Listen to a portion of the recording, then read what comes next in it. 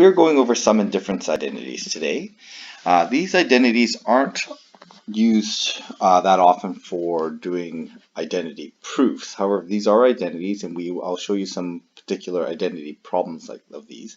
And these are actually more related to unit circle problems. Okay, so sine of a sum. So if we take the sum of two angles, okay, and take the sine of it, that's very different from taking the sine of the two angles and adding the sines together. Here we're adding angles together, here we're adding ratios together. So these can never be mixed up, they're never the same. So there's four formulas for sum and difference. Okay, you don't need to memorize these are on a formula sheet, but as you use them you'll see that they're quite easy to use, and there is a pattern to them. For example, sine is going to be sine, cos, sine, cos. Okay, so here's sine, sine, cos, sine, cos. And if it's sine of alpha plus beta, we add, minus, we minus. Cosine is always cos, cos, sine, sine. So cos, cos, sine, sine. If it's plus, it's the opposite. We subtract. So here, plus we add, plus we subtract, and minus we do the opposite. In this case, add. Okay, so those are the formulas. You just need to make sure you're familiar with them. Again, have your formula sheet out. As you use them, you'll get more familiar with them, but make sure that you are using them, applying them. So I'm going to do a proof. Now this proof, you do not need to do this proof. Now I wouldn't never expect you to come up with this on your own, but it's good to go through a proof to understand that these do come from somewhere, number one. And number two, it's good practice of the algebra. Make sure you understand how the algebra steps work. You may not be able to do all the steps from beginning to end, but every step you should understand the algebra involved in each step. Okay, if you're not sure, make sure you double check that. So we're going to start with a unit circle. Here's our unit circle, and we have our Pythagorean identity, cos squared plus sine squared equals the radius squared. And what's important about this unit circle is that this coordinate is a position. Okay, and that position, that distance, not just distance, it's the location of that coordinate, is defined by cosine for x, sine for y. Okay, so they're not just distances, they're actually coordinates. So what we're going to do is, we're going to start with these two positions, A for angle alpha, position B for angle beta. Okay, so these two positions, and what we're going to do is we're going to, using those two positions of angle alpha and angle beta, we're going to generate an expression for the length of AB. So it's going to be a Pythagorean expression. So if I want to find the length, the vertical length here, what I do is I subtract two positions, the two vertical positions. So if I subtract the position alpha minus beta, I get this vertical distance. Remember, subtraction, you get length.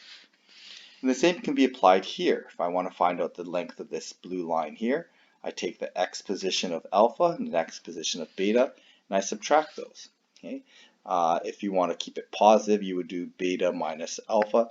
But in this case, it's not going to matter because we're going to use, we're going to square this anyways.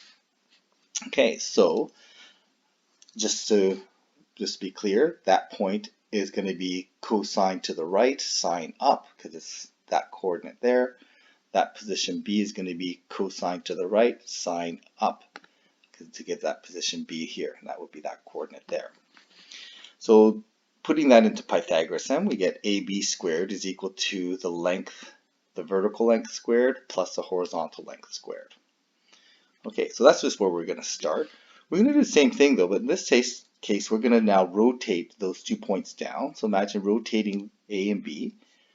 Okay, those points rotate down where B is on the x-axis now.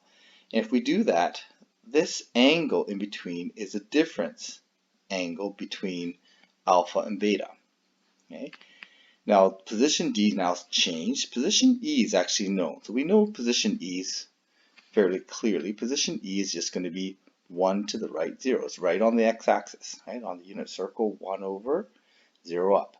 Position D, well, we're going to describe that position with cosine of the angle. Okay, so it's going to be cosine to the right. And maybe I'll write that in. Okay, cosine of the angle alpha minus beta. Okay, that's going to be the horizontal position, and the vertical position is just going to be sine of alpha minus beta. Sine is y, cos is x. So if I want to then generate an expression for this red length, I'm going to need to use this triangle here. So to use that triangle, this is the one that I've highlighted. I'll highlight it again. This triangle is the one that I want to look at. That's one I'm looking at here. So if I want to generate the length, the red line, D to E, well, I can take the vertical length. Well, that's just a position, the sine position. And this horizontal length, well, that horizontal length is going to be 1 minus the cosine length. So take the length of 1, and I take away this length cosine, okay, the x position. When I do that, then I can then generate the Pythagorean relationship. Okay, it's going to be 1 minus cos A minus B squared plus the vertical position sine of alpha minus beta squared. Okay, so it's going to be A squared plus B squared equals C squared. So that DE length is going to be generated that way.